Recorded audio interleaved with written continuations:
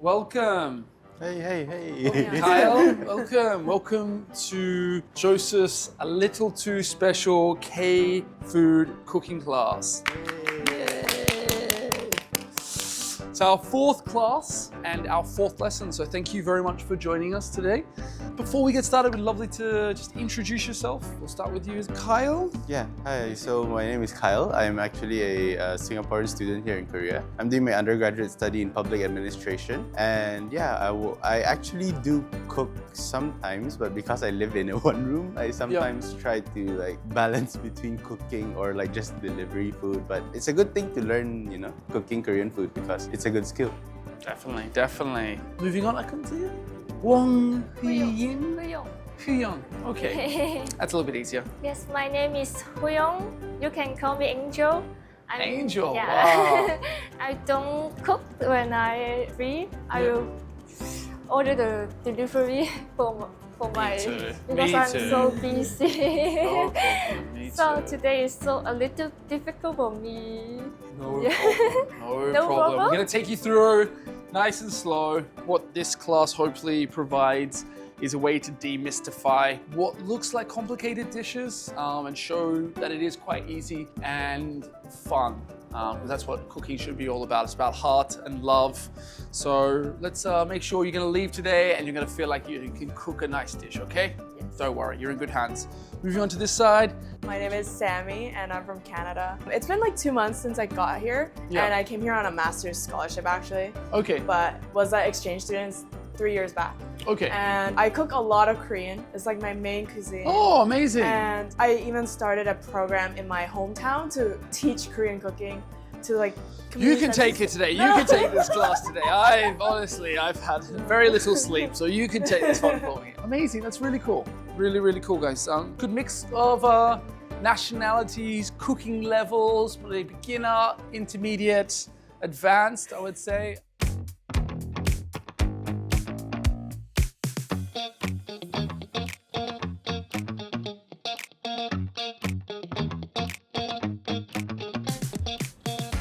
Hanwoo into a Galbijjim. It's just one of the best ingredients for it. The other vegetables can change, but the beef is the most important.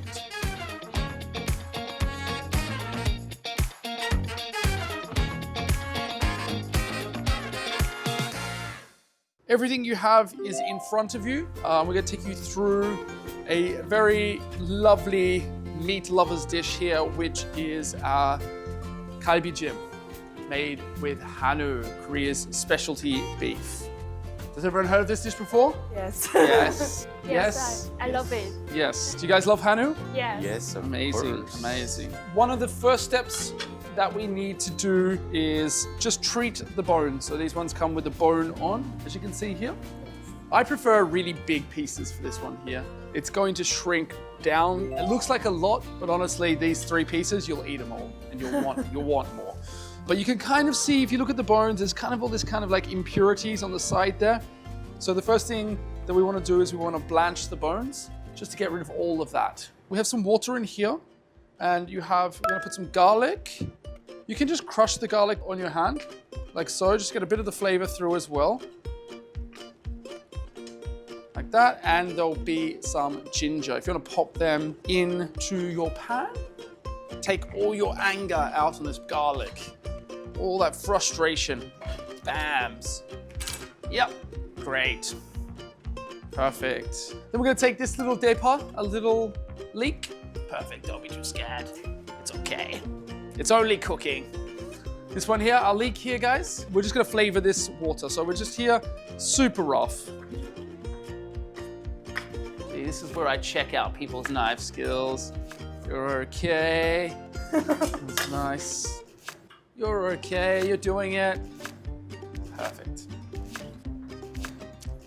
So, when I put these into the pot, it sounds silly, but I like to put the bone down first. If you think about the pot as in like that, this will touch the bottom, which will protect you from cooking the outside of here. So we don't want it to sit here and cook this for too long. It's just a quick blanch, pulls out all the impurities, and then we move on. Just pop your little bones inside. Amazing. And we're just gonna pop that lid on there. Lovely. And then you'll pop your lid on. Sorry, you don't have as longer arms as me. I kind of put that very far away from you there. Amazing. Just gonna give it 30 seconds there, guys. Then we can turn our inductions all the way up. Amazing. So what we're gonna do here is these tweezers, just stab the meat and just pop it to the side here. If you would like to do that. Thank you. It looks so juicy already. Yeah, it's great, right? Amazing. Thank you very much. So perfect here. You want to take? I believe in you, okay? Angel, you're going to be the cooking angel today, okay? I believe in you. You want to take this one and put it here for me, please. Lovely. You're done? You want tweezer time? Oh, tweezer time. Tweezer time. Yay. Same there. And then when you try to take it out, just make sure we don't get any of that. Oh, but I'll help you here. I don't want any of that in our stock here. Oh, okay. I'm going to help you here, Kyle. No problem. Perfect. So while that's happening, we're just going to strain out the first part of our stock.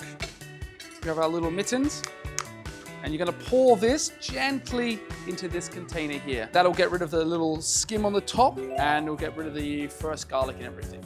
You feeling confident, Angel?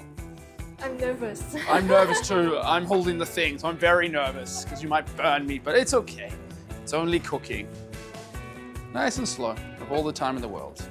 Beautiful. Very lovely. See? You did it. I did it. You did it. So, same again. That's beautiful. Can you rate our pours out of 10? Out of 10. Surprisingly, I think Angel's was probably the best. It was the most consistent in pouring. Yours was next, and then Kyle is probably needs most improvement, I think. Do you want to hold this for me, Angel? Thank you. So what dishes have you been cooking in Canada? I really like the 차돌 된장찌개. Okay. And I really like bibimbap, like the more simple ones. Very good. How's the vegetables there? Can you get the stuff that you would normally have here in Korea, or is it a little bit more difficult? There's actually a lot of Korean supermarkets, especially like now with like the craze of KFood. Definitely, definitely. Let's mixture here. All right. Put your pan back on. You want to turn it on to full heat and pop your broth into the container. Yes. Improving my pour rating. Yes. That's better. That's nice. Amazing. We are going to add is our sugar. And add our garlic. There's a little bit left in there like that. Just dip the little cup in the water. That's beautiful. Next one here, plum syrup. Yeah, that's my favorite. That's the good stuff. The flavor complexity. Yes. And then we have is some corn syrup. Naturally, this dish is going to have a little bit of sweetness to it. Like I say, kind of in every class, the aim of today is to show you through the base, and then later on, if you want to adjust or if you feel like it's a little bit too sweet for you, you can. So you should just have the leftover here is our sesame oil. Let's put our dechu, jujube, and whole chestnuts. Scrumptious. Nice. Next, kind of the most important thing, what's going to give us our salinity for this is our kanjang, our soy sauce. So this one here, we're using a medium soy sauce. So not last class we did something with jinjang, so very kind of more kind of intense. This one, because we're going to cook for a long time, we don't want it to be too light, we still want depth, so we're using the medium one there. So you can add all of this in. And then one of my favorite things for this recipe here we have is pear juice. You can also just buy it by the bottle, but yeah, the Korean pear juice is amazing. So let's add that one in there. What I like to do, still gonna feel quite raw, is just have a quick taste. We don't want it too salty now because we're gonna be cooking this for a long time. So 3 hours later, it's gonna reduce down to this jodum. So we wanna make sure that it's nice, just a nice salinity, a nice sweetness, and you should be getting the fresh pear flavor. Just be careful not to burn yourself. It's good, right? Wow. Yeah, very cool. Now, it's a lovely place, our lovely beef in there. And then just make sure that it's submerged. So now just push it down on the side, like that. Very exciting. You have to put it bone down again, or? I do, just to make sure that all the liquid is covering. Okay. So you'll see how it's just kind of just popping up. You just want to go like that. I'll push it. And now it's all the way down. Because otherwise this bit here is going to not be, it's going to be very dry. It's not going to soak up all that liquid. Scrumptious. We're going to pop our lid on, guys. Very nice. How are we feeling? Confident about our dish? Yeah, sure. That wasn't very confident. What about Hungry. you? Hungry already. Maybe. No problem. Amazing. So now we're just going to wait 5 hours staring at this pot, and then we'll be there. 5 hours? 5 hours, Kyle. Cooking is not about rushing. SpongeBob time. Fair. So, this one here, so it is a long braised dish. It's one of those ones that if you have friends coming over for dinner, you're making lunch, you put it on, the same time you're making lunch, you put it on, and you just leave it on the back, and it's just slowly doing the work. Once you have it to this stage, you don't really need to watch it. I'm gonna bring this up to the boil, and then as it's boiling, we wanna just drop it down, and then over the course of 3 hours, it's gonna be there. But when we're cooking this, it shouldn't be a rapid boil. It's just a very light simmer. Okay. Lovely. Luckily, I wanted to show you the whole process. This morning we came in and we started the next step for you guys. Okay, we have got our pans in front of us here. So this is the one that we started this morning, just so you can see the whole process. So if you take off your lids, you can see it's changed. Wow. Wonderful. Wonderful. Perfect, you can smell it, guys. It's beautiful. Can we eat it already? You can, Kyle, you can do whatever you like. But now we're gonna add some vegetables. We add them towards the end, so we don't want them to turn to puree. Let's start with our hardest vegetable here, which is the radish. So what I like to do is, I'm just gonna go 4 by 6. So we're just gonna do nice kind of thumb-sized squares, but don't cut your thumb off to put it in. And this one here, if I was cooking in the restaurant, I would make it, it all needs to be nice and square. This one, 1 by 1 by 1. yeah, this would not be quite possible. But here, as long as it's the same size, roughly, then it's gonna cook together the same. So that's what we're trying to achieve. That is quite big, but that's okay. You have very big thumbs. Show me your thumb. I don't think that is your thumb. You wanna cut it one more time down the middle there for me? That's nice. Is it too big? No, that's good. Yeah, That's good. great. Like, that's a nice size. Okay. Because you want it to still, like if you cut it too much, then it's gonna just be too soft. You wanna have it, eat it, and there's like, when you have that radish and there's that beautiful radish, it gives you that kind of shiwanada, kind of cleans it I up. see, I see. So the whole dish is quite intense, and that's gonna give you a bit of freshness. Okay. Should I cut Great. it more? I would maybe cut, if I was to be quite picky. So I think you could, those ones, because that's beautiful, that's perfect. That's slightly large, but maybe just hit that in once. Amazing. So we're gonna put all our lovely radishes in, trying not to splash yourself. Amazing. Then we're gonna move on to the second hard vegetable here, which is our carrot. And then same again. Just around like that size is nice. It already smells so good. Yeah, it's all the mixture of the sauces cooked for a long time, the blending it, which really just intensifies the flavor. Amazing. All right, let me take that one for you. One sec. I'll show you a tip. So, are you quite strong or not? No. Okay, perfect, that's good. If I'm hitting a vegetable like this, you're gonna hurt yourself. And then you're gonna say, cooking's not for me, but it is for you. So I take a little bit off the side there, and then this is not gonna go anywhere. It's stable. There you go. The same cuts as well? Or Yeah, or just I went thin, so sorry. how I did it Uh-huh. is I'd probably go okay. like that. Understood. It's nice. Okay, after that. Yes. That's nice. Kind of feels like a stew, right? This It kind of feels like ready to eat. ready to eat. Also that. The next one as well, guys, we're gonna just cut the mushrooms. Let's cut it into 8 pieces. So in half and then in 4s. Chef, do you have to take out the stalk of the mushroom? I take the tiniest bit off the bottom. Okay. So Normally, like this. because it's a cultivated mushroom. I'll just take off that. Ah, okay. Yeah, And that's, yeah. I mean, it's fine, but you can also just get rid of it. Any specific cuts? Like, And then I would go like thus, like that. Okay. And then I would follow along, like- keeping the stem. Okay. So then you get each piece of the mushroom in the thing. If you're being pedantic, you can also just lop that off and cut it up. I see. Thank you. Next, we're going to move into our départ again. Same again. I'm going to go in half, and then I'm just going to cut. You're quite far away, Carl, so I'll show you through here. We're just going to go in half like that, and then do, do, do. Very nice.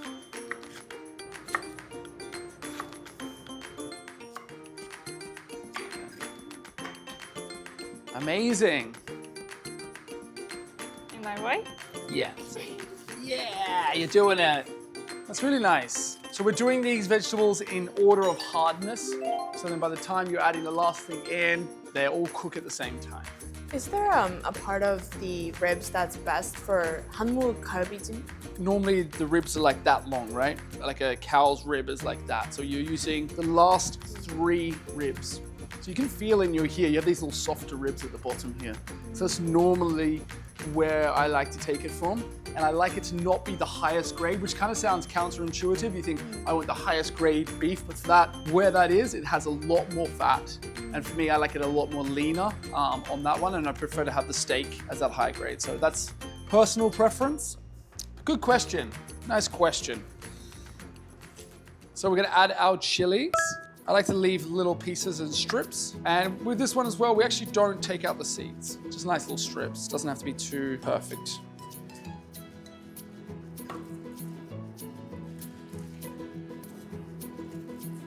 Do you actually recommend using Korean chilies for this as well, or? If you can, the closer you can get in regards to ingredients, it's always going to taste more authentic. Yeah. But if you're, say, in Singapore, you probably have pretty good access to a lot of Korean stuff because you're quite close and there's quite a big Korean population. Even vegetables, because it is a little bit closer than Canada. But if I was going back to Australia, like I'll do the same dish and just see what I can find. We'll have the same heat. And everything else like that. But it's also quite fun because if you go and then you try to make the same dish and you can see the comparison, it's also quite cool. Oh, thank you. And we're going to pop those in, guys. And the same again with the green chili. Would you ever put gochujang in the dish, or even maybe maple syrup? Maple syrup, get out of here, Canada. Gochujang, no. I think it'd be a little bit confusing. I mean, maple syrup you could just change out for the meshilchong.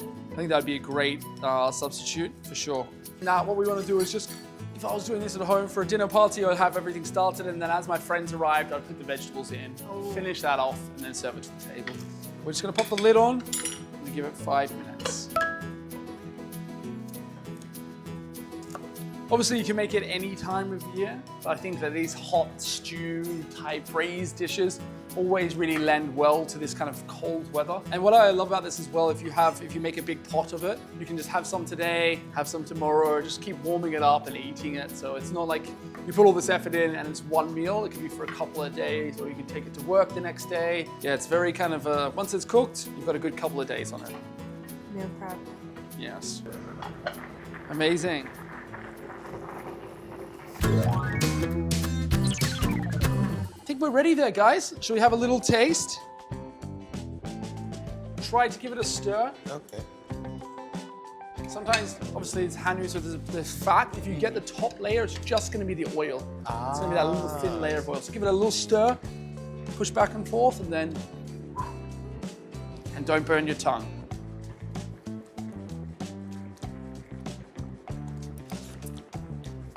Scrumptious. Very nice. And then we're going to just finish with our lovely little sesame oil. And there you have it, guys. Our galbijjim.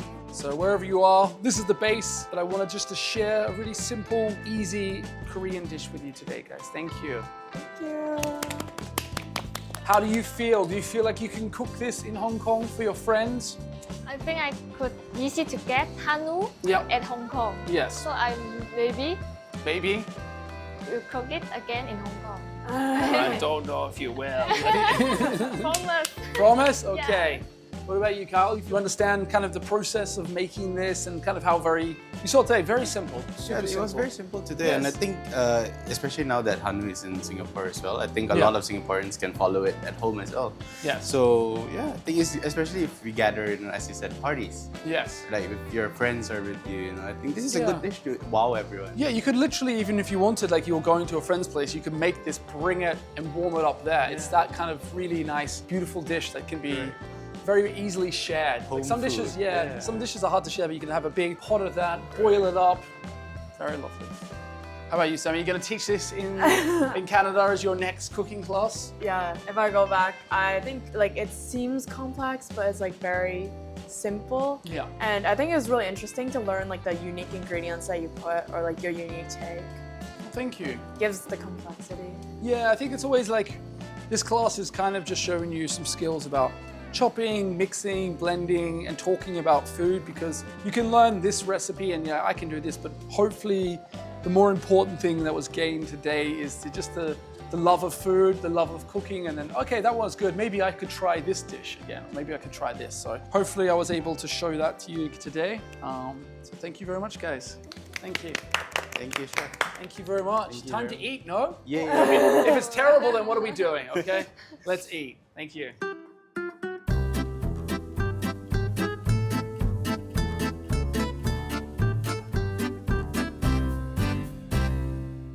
Okay, guys. The moment we're all here for, the actual eating. I like to just let that, dig in, guys. 잘 먹겠습니다. 먹었습니다. 맛있게 드세요. Oh, so the beef should just fall apart. Wow.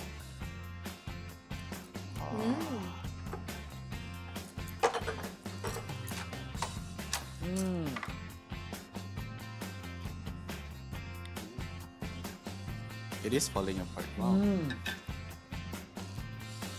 But it still has some texture. It's so good. It melts in your mouth, doesn't turn to mush. It has a nice texture. That's a real merit, I think, of Hanwoo. Oh, no wonder I heard it's like increasing in popularity in Hong Kong as Yeah. like a premium beef. Like it's so soft. Yeah. So nice, because as you're eating it, it's like you have the beef and then you have the vegetables and you have the broth, and it's really lovely. I like the broth with the rice. It's like kukbap. Yeah, so good. I think they have a term for that, right? Is it like paptodok or something like that? Yeah, the rice thief, yeah. So you can really taste the difference of Hanwoo and other beefs. It's very soft. It has that certain like, not the fat, but it's like some buttery texture to it. Definitely, definitely. I don't even have to chew really. No, it's definitely one that you want to make, and I don't know if I can fit a whole one of these. This is quite a big meal. You can see like it's such a great thing to cook for 2, 4, 10 people, and it wouldn't really take that much more effort to put putting a couple more pieces of beef in there, a couple more vegetables.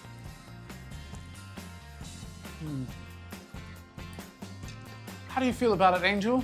I think the Hanwoo Galbijjim is make me reminds my warm and cozy family meal from in Hong Kong. So I keep eating. Oh, that's really special. Thank you, thank you. I think this can work as a good like anju as well, right? Like a drinking night. I was telling PD the other day we need to bring some alcohol into this, but I was just saying champagne. soju would be nice.